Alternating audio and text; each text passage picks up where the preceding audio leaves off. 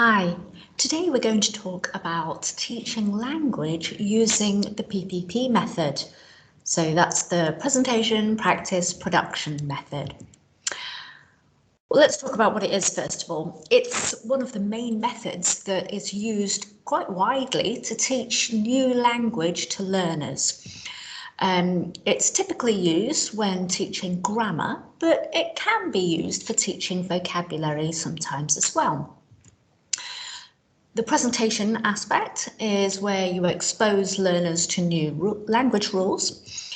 Practice is when they do a controlled practice activity, and then production is a freer practice activity that is used to build on the learner's language skills and help commit the language to their memory. We're going to look at each of these stages in detail now with examples that you could use in your teaching. Firstly, the presentation method. This is where you teach the language in a meaningful context. You could either give the learners the rules and examples, which is known as the deductive approach, or you could give them, for example, a text with that contains examples of the language and get the learners to answer questions where you guide them to figuring out the rules themselves. That's the inductive approach. The deductive approach is obviously teacher-centered. It saves you loads of time and it's especially good for low-level learners. Whereas the inductive approach is obviously learner-centered, and it takes longer, but it really does do a better job of committing the language to the learner's memories because they're required to think about it more. It's really good to use stories, realia, flashcards, or mime, for example, in order to present the language in an interesting manner. Let's look at an example. If you were to teach like plus gerund, you could, for example, take a picture of yourself and put it on the board along with a couple of pictures of activities. You could even have a tick and a cross beside some of the activities. And then you can ask the learners what you like doing and what you don't like doing. You can practice and drill these examples before writing them down on the board for the learners to copy. Then elicit the different forms, the positive sentence and how it's made up, the negative sentence, the word order for that, as well as the question and the short answers that answer the question form. Use concept check questions to confirm they've understood. For example, can I put not after like? Or can I say yes, I like in answer to a question? Just to check that they've understood. So the answers they would give would be short and quite precise. Okay, they're not open questions. Moving on to the practice stage, this should be controlled because the learners have only just been exposed to the new language. They need to practice it in a controlled way. You could use lots of different types of activities like gap fills, questionnaires, matching tasks, reordering sentences, and the list goes on. There are so many, and I'm sure you've got lots that you might use as well. You could use an interactive controlled practice like on WordWall, Kahoot, quizzes, forms, or whatever you like using in the classroom.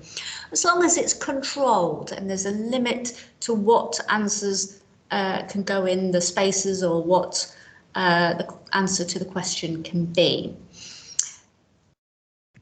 Then we move on to the production stage. This is, as I mentioned earlier, a freer practice activity where you get the learners to produce the language that you've taught them to help them commit it to their memories. You could use loads of different examples of activities here: role plays, interviews, problem-solving tasks, board games, all kinds of things where you get them to produce the language that you've been teaching them.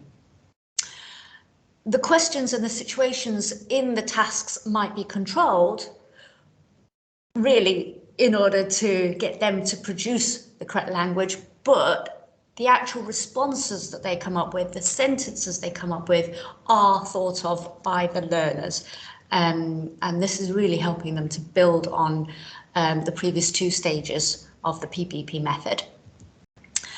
It's always good to monitor the learners while they're doing their activities, listen, take note of the errors that they make, and at the end of the activity, put the errors on the board.